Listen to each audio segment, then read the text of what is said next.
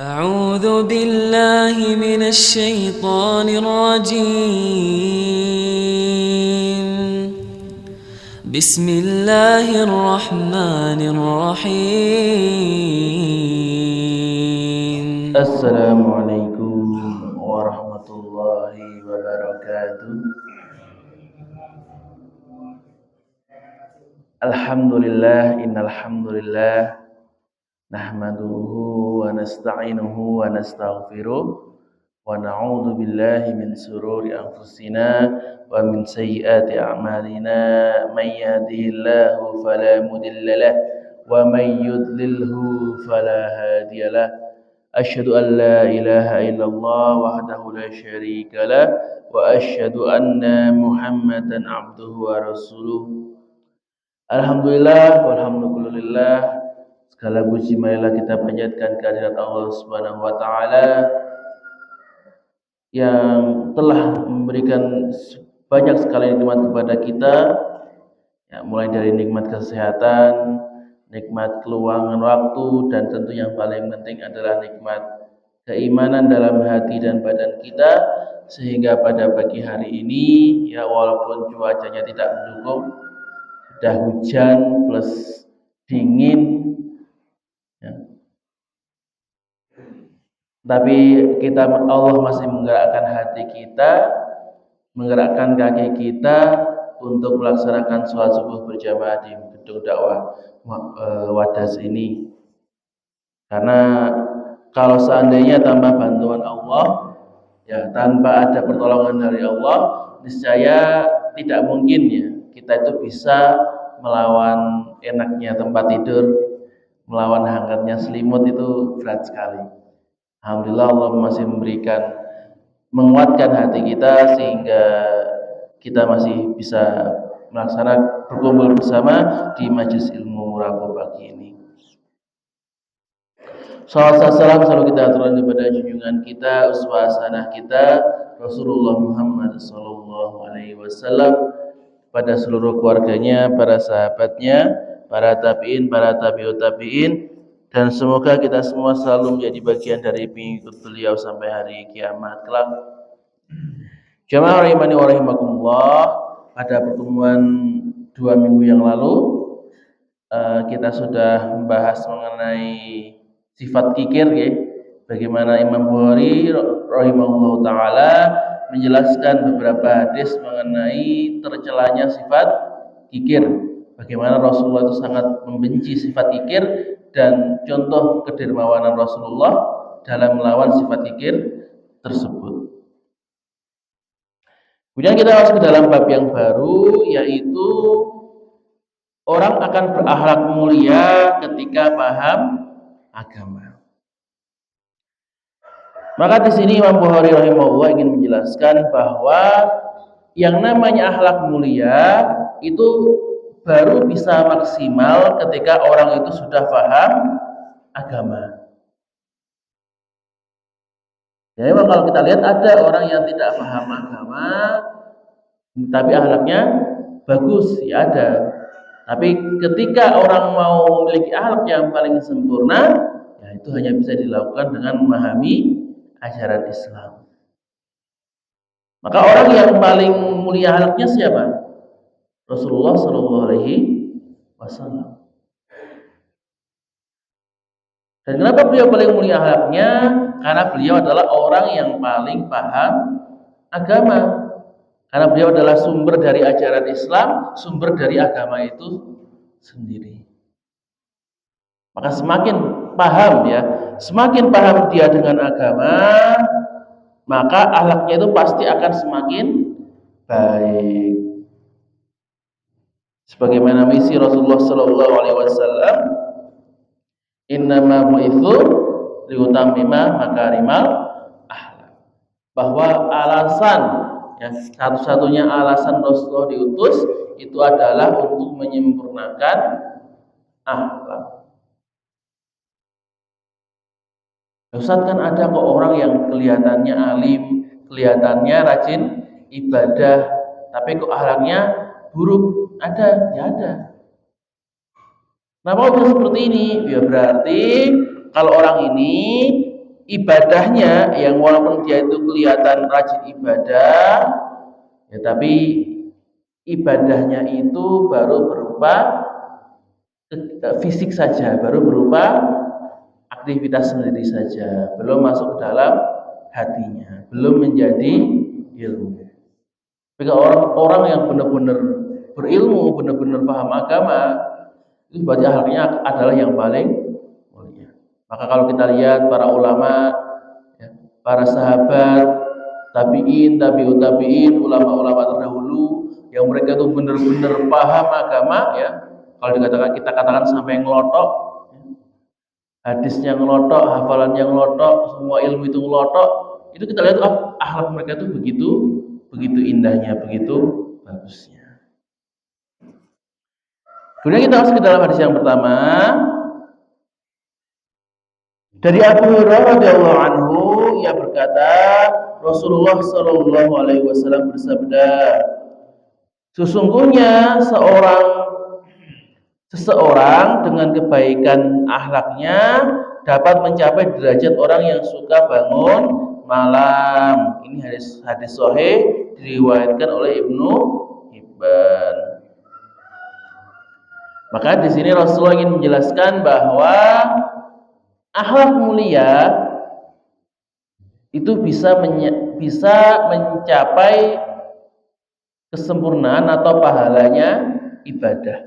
Jadi misalkan ini ada dua orang ya, ada si A dan si B. Nah si A ini itu ibadahnya kurang, ya jarang sholat tahajud, jarang bangun malam, tapi akhlaknya itu luar biasa, mulia sekali akhlaknya. Kemudian si B ini salah kebalikannya, dia itu hambanya rajin sholat malam, sering tahajud, tapi akhlaknya agak kurang. Maka di sini Rasulullah mengatakan si A ini yang tahajudnya kurang, yang ibadahnya kurang, maka kekurangan itu bisa dia tutupi dengan kebagusan akhlaknya, di mana akhlaknya yang bagus itu bisa mencapai kesempurnaan sholat tahajud. Kenapa kalau sholat tahajud yang dipakai? Ya, kenapa sholat malam yang dipakai?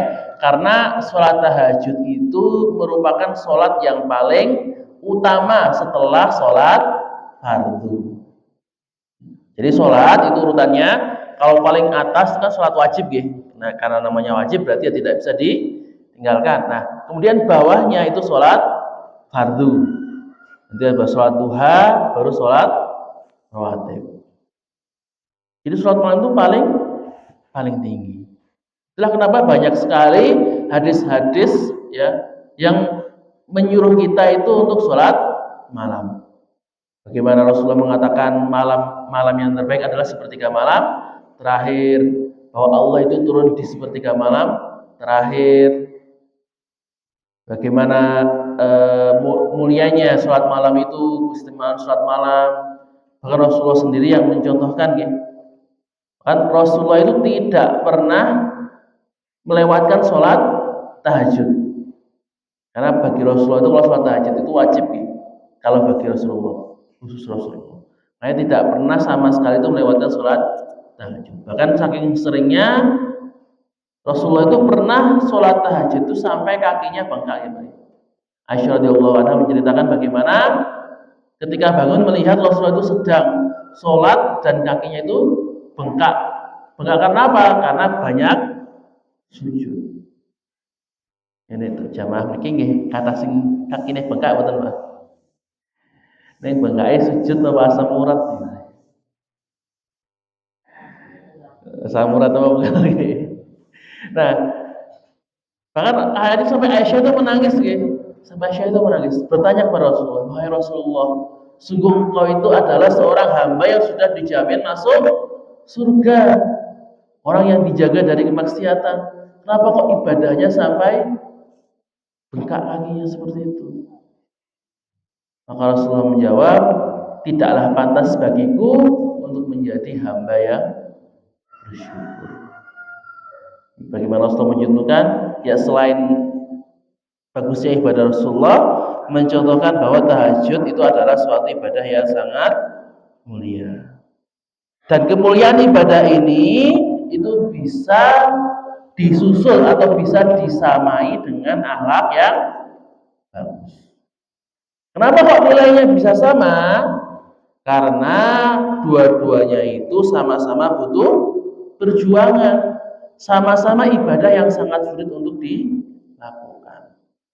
Kita mau tahajud butuh melawan godaan ngantuk, melawan godaan empuknya kasur, godaan hangatnya selimut.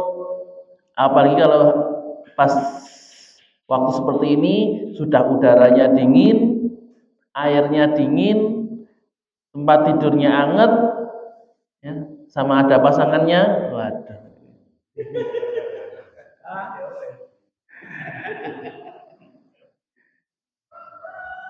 Itu mau tahajud rasanya, berat sekali ya. Makanya itu kenapa kok tahajud itu tadi sangat mulia tadi, karena perjuangannya berat. Sama seperti hal mulia juga sama. Hal mulia itu perjuangannya berat banget. Kita mau dermawan, harus melawan ego kita, melawan nafsu kita. Karena kan kalau namanya akhlak mulia itu kan berarti memuliakan orang lain, berlaku baik kepada orang lain. Meletakkan orang lain itu di atas kita. Sedangkan kalau nafsu kita, keinginan kita ingin kita itu berada di posisi paling atas. Misalnya kita mau menjadi orang yang dermawan, kan harus melawan nafsu kita. Wah, aku kok kerja susah-susah, kok malah dikasihkan orang lain. Jangan aku saja butuh, kok malah harus sedekah. Atau misalnya mau tawadhu, ya mau rendah hati, itu juga butuh perjuangan. Karena diri kita kan kalau secara naluri ya pengennya jadi orang yang tinggi, orang yang dipuji, orang yang dimuliakan. Nah, susah kalau mau menjaga supaya kita selalu rendah hati. Apalagi orang yang punya kedudukan, ya orang yang punya jabatan, itu lebih susah lagi untuk tawadhu. Inilah kenapa kok keduanya itu bisa disamakan, karena di perjuangannya sama, beratnya itu sama, dan pahalanya itu bisa juga sama. Berarti apakah kalau begitu berarti boleh dong tidak tahajud? Ya bukan seperti itu maksudnya, tidak seperti itu. Ya kita tetap harus berusaha untuk tahajud, berusaha untuk sholat malam. Tapi kan kadang-kadang ada sebagian dari kita yang memang tipe-tipenya ada orang yang susah buat bangun malam. Ustaz, saya sudah berniat, saya sudah masang alarm sampai 3 kali, ya kok tetap bablas. Ada loh Pak, sudah masang alarm itu jam 3, 3:15, setengah 4 itu sudah dipasang alarmnya. Loh, tapi kok tetap ngantuk, tetap angler, lewatan itu kan. Bangun-bangun sudah ada, kan ada seperti itu. Ya tetap kita bagaimana tetap berjuang, berniat supaya bisa tahajud. Nah, tapi kalau memang masih kurang, nah itu bisa disempurnakan, bisa digenapi dengan memperbagus akhlak kita. Dan perlu kita perhatikan bahwa di sini Rasulullah mengatakan bahwa akhlak mulia itu bisa mencapai derajat sholat tahajud. Berarti sholatnya itu sholat sunnah. Ini menunjukkan bahwa akhlak mulia itu ya hanya bisa mengganti sholat sunnah, tapi tidak sholat wajib. Maka tidak boleh orang tidak sholat wajib dengan alasan, bahkan yang penting saya berbuat baik, nggak perlu sholat. Yang penting saya baik sama orang lain, menolong orang lain, mudah memberi orang lain.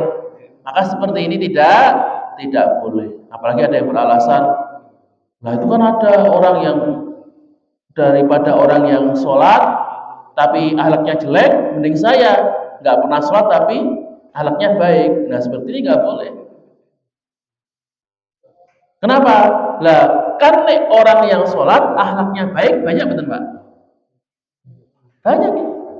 Orang yang sholat akhlaknya bagus itu banyak. Lah kenapa kok nyari yang contohnya yang jelek? Kan ini ada kan orang yang sholat akhlaknya baik saja ada. Kenapa kok kalian nggak mau sholat? Itu yang harus dipakai untuk alasan. Ya, selanjutnya kita masuk ke dalam hadis yang nomor 2, masih dari Abu Hurairah radhiyallahu anhu, bahwa dia berkata, aku mendengar Rasulullah Shallallahu Alaihi Wasallam bersabda, yang paling baik Islamnya di antara kalian adalah yang paling baik akhlaknya apabila mengerti agama.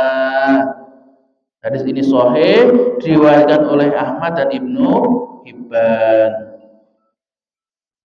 Maka di sini Rasulullah Shallallahu Alaihi Wasallam menjelaskan bahwa kualitas keislaman seseorang, kualitas imannya, kualitas Islamnya, kualitas hatinya itu bisa dinilai dari 2 hal. Apa itu? Yang pertama adalah kemuliaan akhlaknya, dan yang kedua adalah ketinggian atau kedalaman ilmu agamanya. Karena kita tahu bahwa iman orang itu beda-beda. Ya. Rasulullah bersabda, al-imanu yazidu wa yanqus. Iman itu kadang naik, kadang turun. Yazidu bit ta'ah wa yanqusu bil ma'siyah. Dia bertambah dengan ketaatan, berkurang dengan kemaksiatan. Maka iman kita itu bisa naik turun, bisa beda-beda. Oh, hari ini agak tinggi. Oh, kemarin agak turun. Kemarin anjlok, kemarin naik drastis. Yang penting adalah bagaimana kita mengkondisikan iman kita supaya naiknya banyak, turunnya dikit. Nah, sayangnya sekarang kebalikannya, gitu. Banyak orang itu yang naiknya itu dikit-dikit, tapi turunnya langsung anjlok. Terjun bebas. Mending Pak terjun bebas tanpa parasut kadang-kadang. Langsung sampai tanah blek. Maka ketika keimanan orang itu beda-beda, maka yang membedakannya, ya, yang menjadi nilainya, kategorinya, yang menjadi alat ukurnya adalah tadi.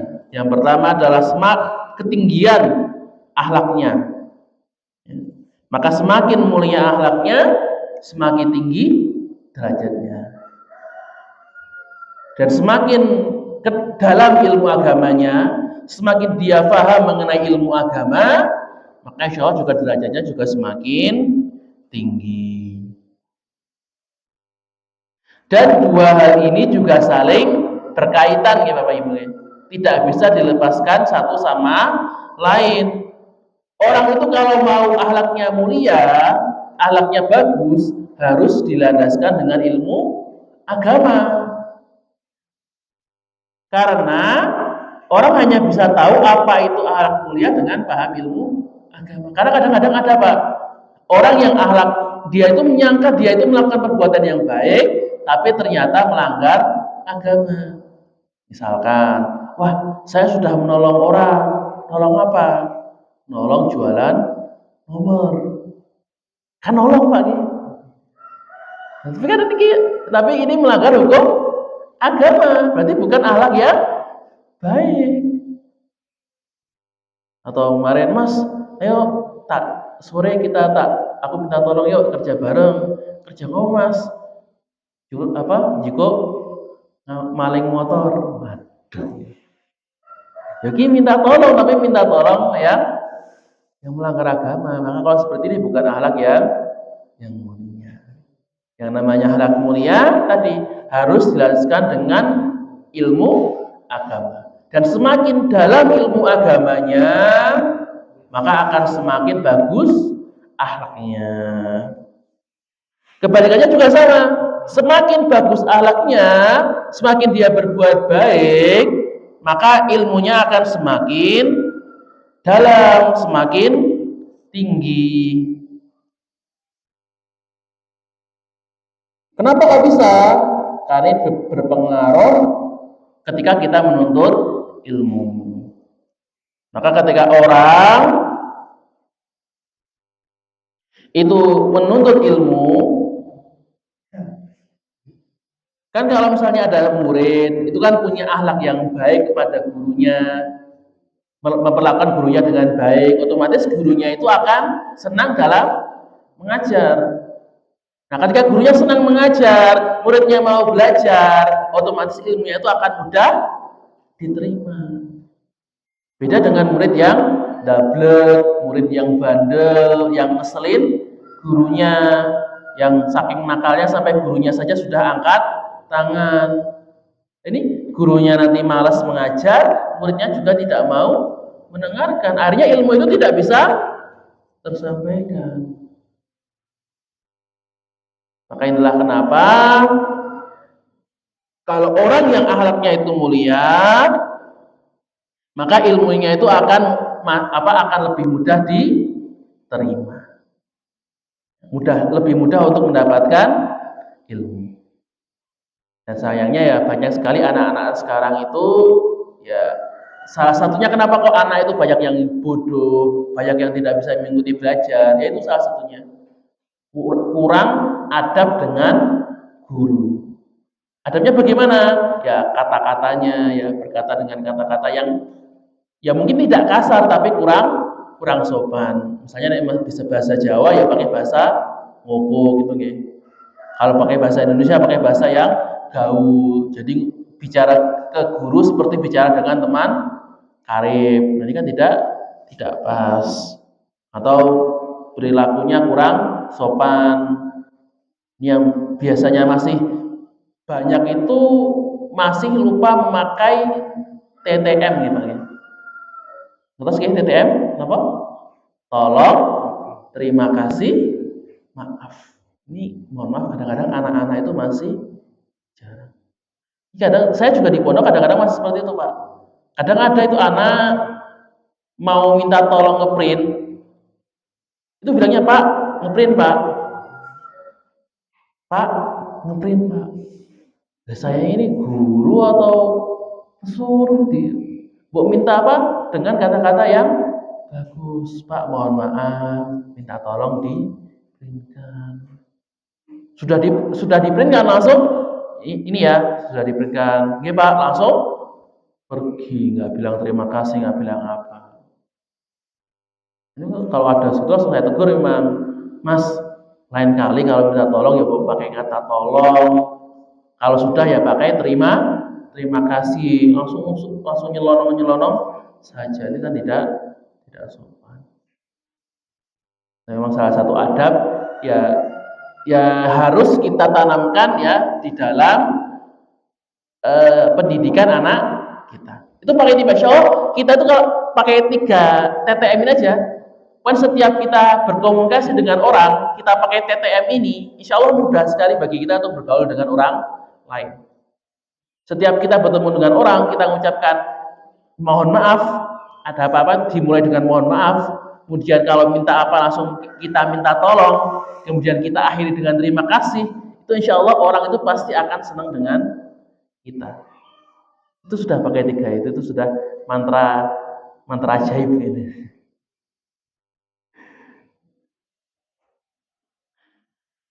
Kemudian, nah di sini Rasulullah juga menjelaskan tadi orang yang paham agama, nah itu harusnya itu akhlaknya juga ikut tinggi. Semakin tinggi ilmunya, harusnya semakin mulia akhlaknya. Maka semakin orang itu semakin banyak ngaji, semakin sering ikut kajian, semakin banyak belajar, harusnya itu akhlaknya makin tinggi, akhlak kepada anaknya, kepada istrinya, kepada tetangganya, kepada alam sekitarnya. Makanya kalau ada orang yang sering ngaji, ya yang ngakunya sering ngaji tapi akhlaknya jelek, kan ada nggak?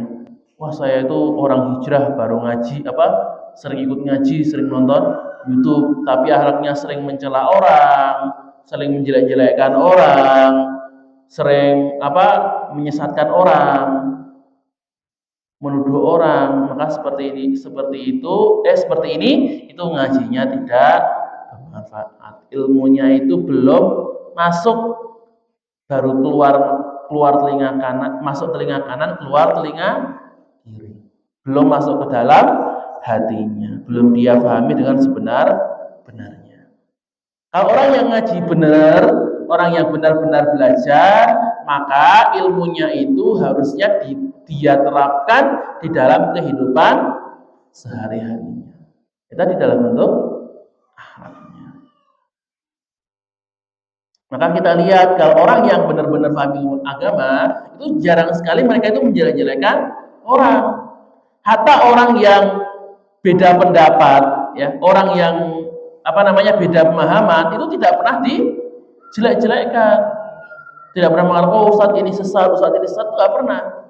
Iya memang, misalnya ini mohon maaf ya, masalah yang agak kontroversial itu misalnya kan masalah misalnya masalah maulid, ya, masalah tahlilan, itu kan beda-beda gitu. Wah, ada yang mendukung, ada yang mengatakan ini bid'ah, ada yang mengatakan ini boleh. Ya nggak apa-apa, kan semuanya sama-sama beda punya pemahaman. Ada yang mengatakan maulid boleh, salah nggak? Nggak salah juga, ada dalilnya. Yang mengatakan maulid bid'ah, salah nggak? Nggak salah juga, ada alasannya. Tapi yang nggak boleh adalah saling mencela di antara orang tersebut. Maka yang tidak ikut maulid, ya tidak boleh menjelek-jelekkan orang yang menjalankan maulid. Orang yang menjalankan maulid juga tidak boleh menjelek-jelekkan orang yang tidak mau maulidan. Masalahnya kan sekarang orang seperti itu. Oh, dia itu tidak mau maulid, orang Wahabi, orang takfiri, orang Salafi, ini golongan sesat. Sama, ini orang maulid, pelaku bid'ah, alul bid'ah, golongan sesat. Akhir-akhirnya pada menyesatkan semua. Nah, seperti ini yang tidak diperbolehkan. Maka contohlah ustadz-ustadznya ya, ustadz-ustadz kita, baik dari golongan dari Muhammadiyah atau NU ataupun Salafi, ya ustadz-ustadz yang memang benar-benar bagus. Kita lihat bagaimana mereka itu kalau memang menyampaikan pendapat, ya disampaikan pendapat mereka bagaimana, tapi tidak pernah mencela kelompok yang berbeda. Dijelaskan, ya kalau kelompok ini mengatakan boleh, tapi kalau kelompok kami itu tidak boleh dengan alasan seperti ini. Jelaskan dalil-dalilnya. Tapi tidak pernah mengatakan, ini kelompok yang boleh itu kelompok yang sesat, mereka itu orang yang tidak boleh diikuti, harus dijauhi, itu tidak pernah seperti itu.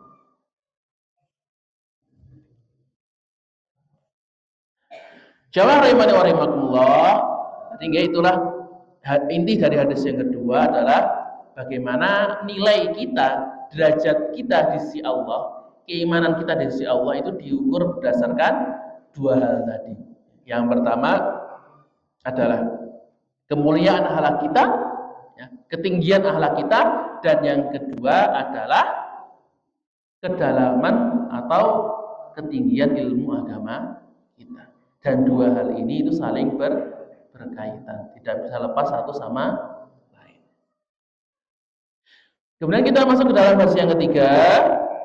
Dari Thabit bin Ubaid, ia berkata, belum pernah aku melihat seseorang yang lebih mulia apabila duduk bersama orang-orang dan lebih humoris di tengah keluarganya daripada Zaid bin Thabit. Ini sahih, ini asar cerita sahabat, ya. Bagaimana Thabit bin Ubaid ini menceritakan seorang sahabat namanya Zaid bin Thabit itu kalau di tengah orang-orang itu orangnya paling berwibawa, auranya itu paling kuat, wibawanya itu paling tinggi, paling dihormati. Tapi kalau dengan keluarganya itu orangnya paling humoris, paling santai, paling enak diajak bicara. Maka di sini sahabat ini ingin mengatakan apa? Yang dimaksud adalah bahwa Zaid bin Sabit itu adalah orang yang pandai membawa diri, pandai menyesuaikan dirinya. Jadi ada waktu kapan dia tegas, kapan dia harus pasang wajah serem, ada waktu di mana dia itu harus santai. Dan ini menempatkan sifat sesuai dengan waktu dan audiennya. Jadi banyak orang yang kadang tidak bisa ya. Ada yang kaku, terus setiap saat itu kaku, terus ada yang setiap saat itu terlalu santai, ada masalah serius ya santai, ada darurat ya terlalu santai. Maka ini penting bagi kita itu ya, bagaimana bisa membawa diri kita. Oh, kapan kok harus berlaku serius ya, harus pakai punya wibawa, ada waktu di mana kita itu harus santai. Terutama ketika di dalam keluarga. Ada yang seperti ini tidak bisa.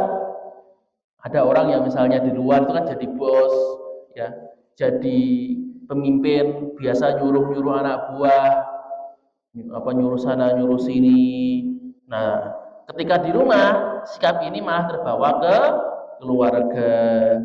Jadi berkomunikasi dengan anak istri itu bukan seperti keluarga, malah seperti bos dengan bawahannya. Kerjaannya nyuruh terus.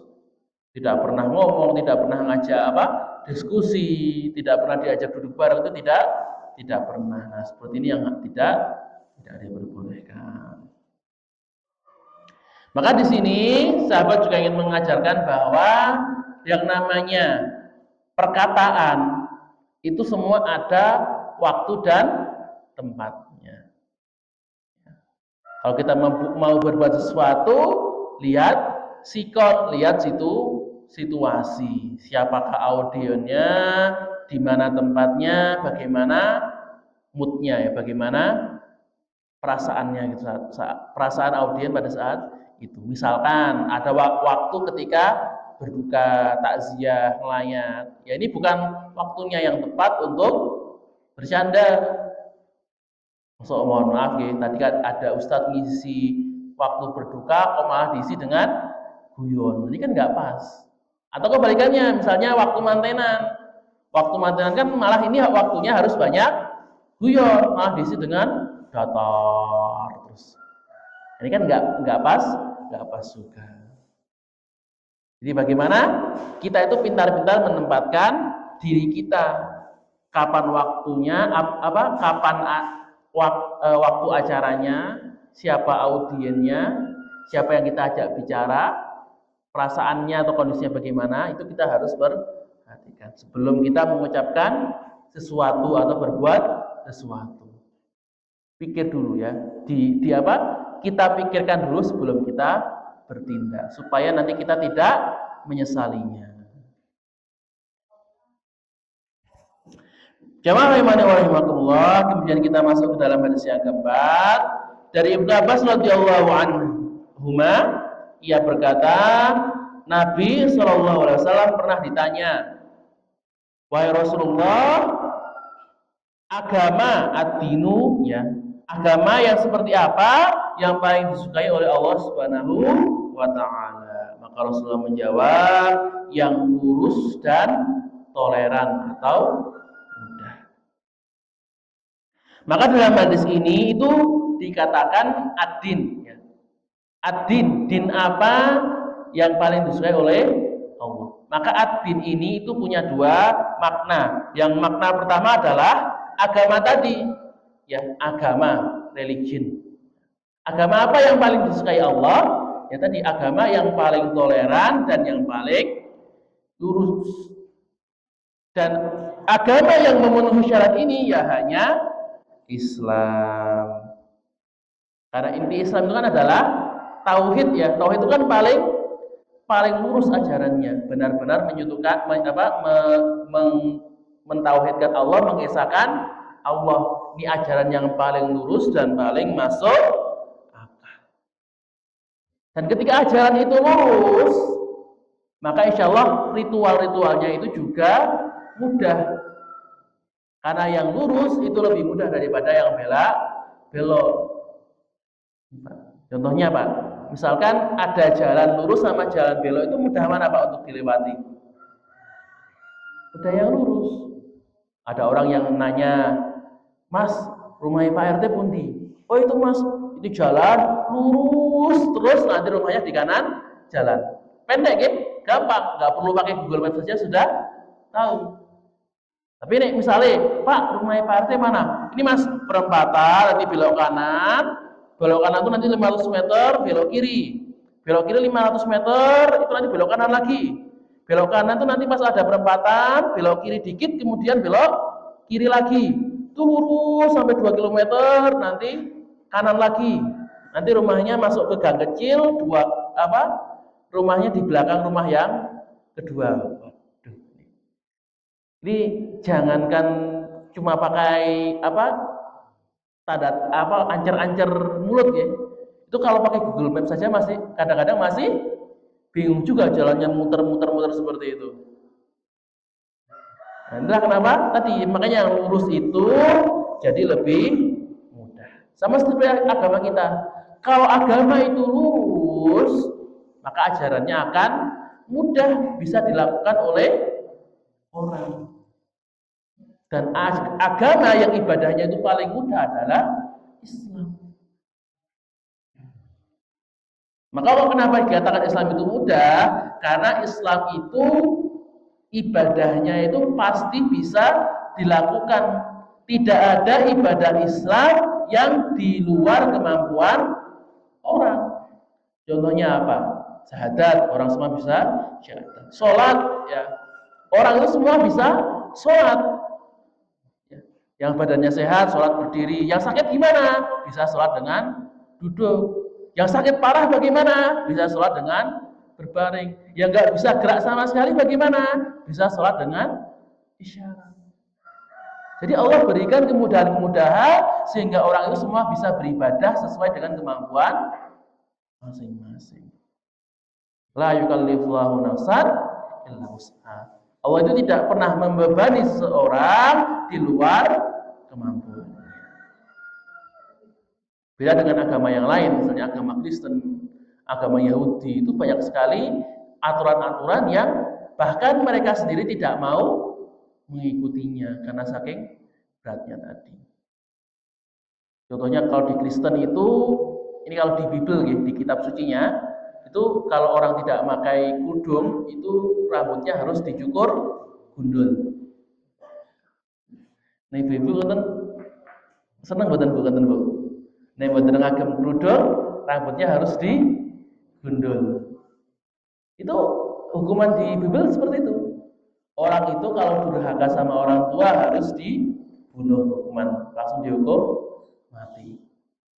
Berat sekali hukumannya. Di Taurat itu kalau orang berdosa, kalau zaman Nabi Musa dulu itu kalau orang yang berdosanya sampai orang syirik ya, yang menyembah anak sapi itu disuruh berkumpul di suatu ruangan yang gelap, kemudian saling membunuh satu sama lain. Sampai Allah menurunkan cahaya, itu baru hukumannya berhenti. Ini berat sekali Pak. Ini berat sekali. Nah, kenapa tadi Islam itu agama yang paling mudah. Nah, kemudian makna yang kedua, ad-dinu itu selain agama adalah perilaku, ajaran yang paling baik, yang paling dicintai oleh Allah. Maka perilaku yang paling baik adalah perilaku yang lurus dan gampang. Maksudnya apa? Maka orang yang lurus itu orang yang punya prinsip, orang yang punya keteguhan, tidak gampang belok-belok, tidak seperti air di daun talas. Daun talas betul nggih Pak, daun talas? Masih daun talas niku daun lompong sing kecil niku nggih. Niku kan daunnya kan anti air nggih. Jadi kalau air dikasih air langsung kayak lari nggak bisa nempel kan nggih. Kayak kalau orang yang tidak punya pendirian seperti itu, goyang dikit langsung geser, goyang dikit langsung geser, tidak punya pegangan, tidak punya pendirian. Ini orang yang buruk, orang yang akhlaknya jelek. Kalau orang yang baik, orang yang paling disukai oleh Allah, tadi yang punya prinsip, yang punya keteguhan hati. Kalau sudah yakin-yakin ini benar, dipegang. Mau dia mau sakit, mau cobaannya besar, mau dibenci orang, mau difitnah orang, maka tetap dia pegang, tidak dia lepaskan. Dan yang dimaksud dengan orang yang gampang, ya maksudnya itu bukan orang gampangan ya. Yang dimaksud dengan gampang itu ya gampang memaafkan, gampang menerima nasihat, gampang bergaul, gampang memberi.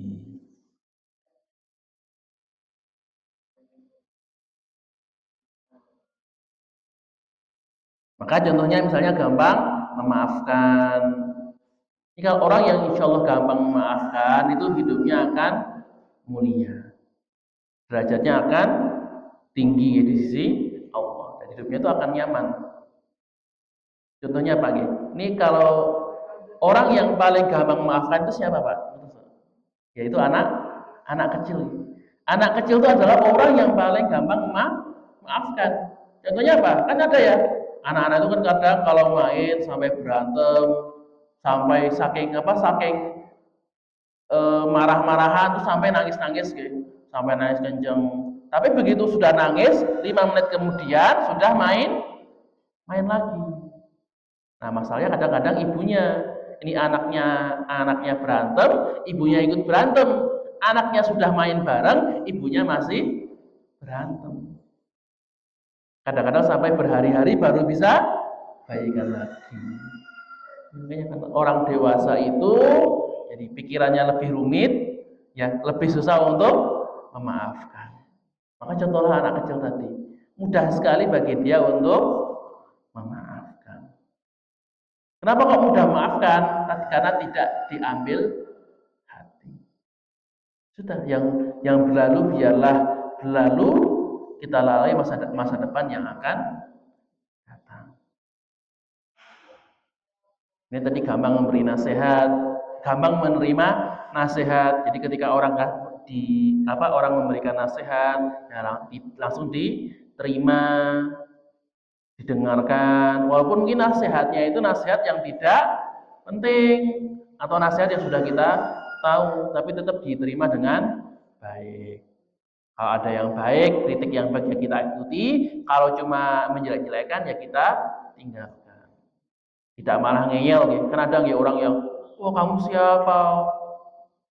Orang biasa kok malah menasihati pejabat seperti saya." Kan ada gitu. Atau ustadz, ini mohon maaf ya, kadang-kadang ustadz seperti saya itu kadang-kadang juga ada rasa sombongnya juga gitu. Wah, ini kok orang ustadz bukan, kiai bukan, kok berani-beraninya mengingatkan ustadz. Nah, seperti kan yang sifat yang tidak boleh dipelihara. Siapapun yang mengingatkan, siapapun yang memberi nasihat, ya kita dengarkan. Seperti kata seorang sahabat, undur maqala wala tandur man qala. Lihatlah apa yang diucapkan, jangan lihat siapa yang mengucapkannya. Kalau baik ya diambil, kalau jelek ditinggalkan. Oke. Jamaah rahimani wa rahimakumullah, karena sudah mau mendekati waktu syuruk, sebelum saya tutup, monggo ada pertanyaan terlebih dahulu. Ada ya Bapak? Dari Ibu? Kalau tidak ada, mungkin cukup sekian yang bisa saya sampaikan. Jika ada salah kata, semuanya datangnya dari diri saya sendiri dan dari syaitanir rajim, dan saya mohon maaf sebesar-besarnya. Dan jika ada kebenaran, maka datangnya dari Allah Subhanahu wa taala. Sebelum saya tutup, tadi ada titipan dari Mas Udin, masih saya. Ini kan Mas Udin niki penawaran mahat niki Mas Udin kan mengelola mahat di Demak, Meranggen Demak. Iku ma'had tahfidz khusus untuk putri. Naminipun Baitul Ukhuwah Islamiyah. Nah, niku makanya brosurnya sudah ada di Mas Haris ya. Nanti ada yang berminat, makanya sing gadah putri-putri sing mau fokus untuk menghafalkan Al-Qur'an, yang mau menjadi ahlul Qur'an, monggo bisa didaftarkan. Atau kalau misalnya mau ke daftar ke pondok juga, jika pondok ini juga sudah mulai membuka PSB juga, nanti sampai pertengahan awal Desember ya, kalau misalnya yang mau daftar di pondok juga sudah buka. Oke, tadi Baitul Ukhuwah niku pondok tahfidz putri itu untuk tingkat SMP SMA nggih. Jadi mau nek sing napa putrinya masih di SD atau SMP yang mau tadi berminat untuk melanjutkan di pondok tahfidz asrama nggih bisa, kalau mau mendaftar bisa ditengok. Nanti untuk fasilitasnya apa, program-programnya apa, di brosur itu nanti sudah ada, nanti sudah ditatipke Mas Aris makanya apa mungkin bisa ditempel atau diletakkan di mana. Oke, kalau hada nun wal qalam yasturun wastabiqul khairat. Assalamualaikum warahmatullahi wabarakatuh. Subhana rabbika rabbil izzati amma yasifun wa salamun alal mursalin walhamdulillahi rabbil alamin. Sadaqallahul azim.